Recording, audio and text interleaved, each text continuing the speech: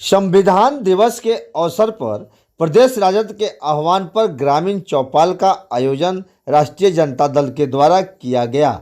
इस आयोजन में केंद्र सरकार की गलत नीतियों के कारण गरीब, मजदूर और वंचितों की समस्या पर विस्तृत रूप से प्रकाश डाला गया। रामगढ़वा के प्रखंड राजद कार्यालय में मोहम्मद मूसा की अध्यक्षता में इस चौपाल का आयोजन किया गया, जिसमें भारी संख्या में राजद नेता व कार्यकर्ताओं ने भाग लिया। कार्यक्रम का संचालन रमेश शुक्ला ने किया। इस चौपाल को संबोधित करते हुए युवा राजद अध्यक्ष मुकेश यादव ने कहा कि इस चौपाल के माध्यम से राजद पूरे राज्य की जनता को उनका संवैधानिक हक की जानकारी देने का काम कर रही है। आज पूरे देश में बेरोजगारी, महंगाई के साथ ही लोकतांत्रिक मूल्यों का हनन हो रहा है।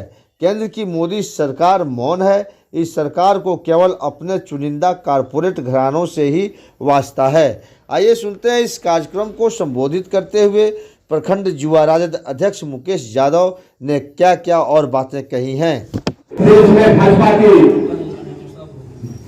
सरकार केंद्र में बैठी है और इस सभा में उपस्थित हमारे रमवा प्रखंड के राष्ट्रीय जनता दल के अध्यक्ष आदरणीय श्री मोहम्मद मूसा साहब, इस सभा में उपस्थित आमदे पंचायत से पूर्व सरपंच।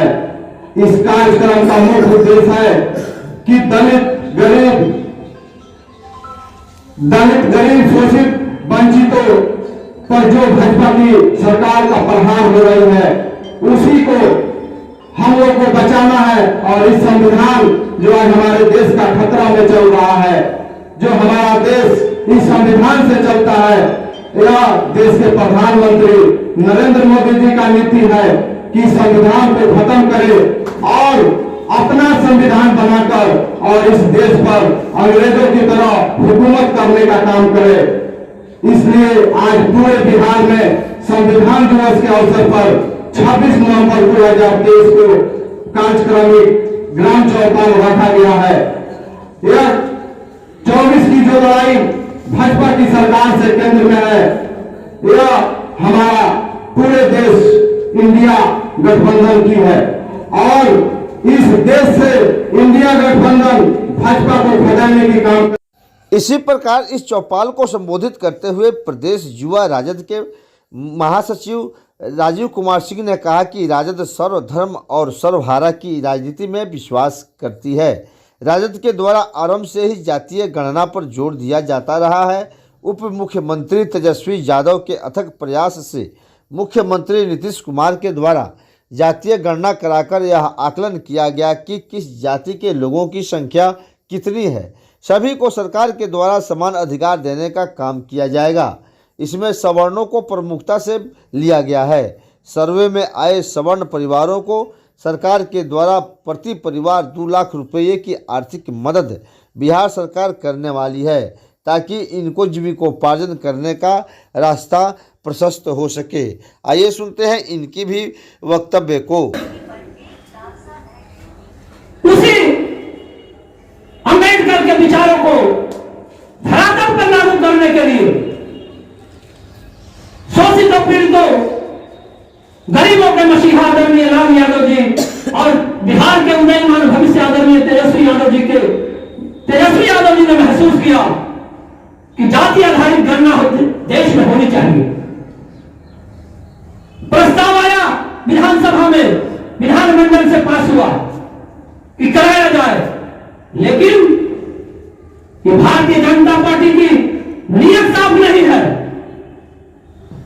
इन लोगों ने अड़चनें पैदा शुरू कर दिया, तरह तरह के व्यवधान पैदा करने की कोशिश की गई।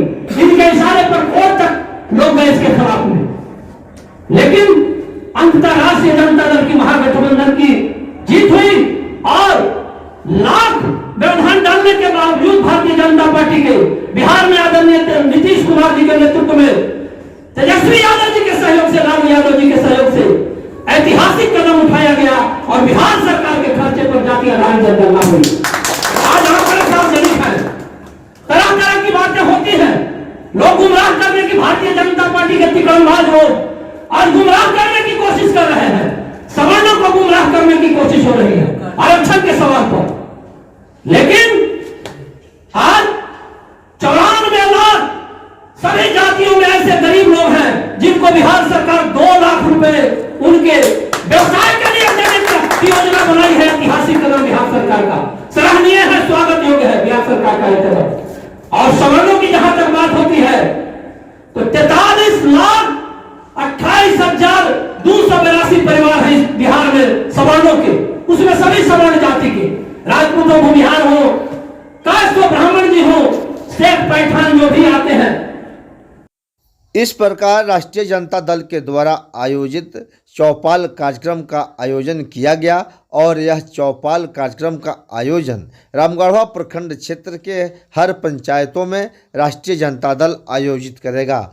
लोगों को इस चौपाल के माध्यम से गरीब गुरबों के मसीहा लालू प्रसाद यादव के नीति और गरीबों के प्रति उनकी सोच और उनके किए गए कार्यों की जानकारी राष्ट्रीय जनता दल के कार्यकर्ता देंगे। साथ ही 2024 लोकसभा चुनाव में राष्ट्रीय जनता दल को और ज़्यादा मजबूत करने इंडिया गठबंधन के साथ एकजुटता प्रदर्शित कर चुनाव में मोदी सरकार को हराने का काम राष्ट्रीय जनता दल करेगी।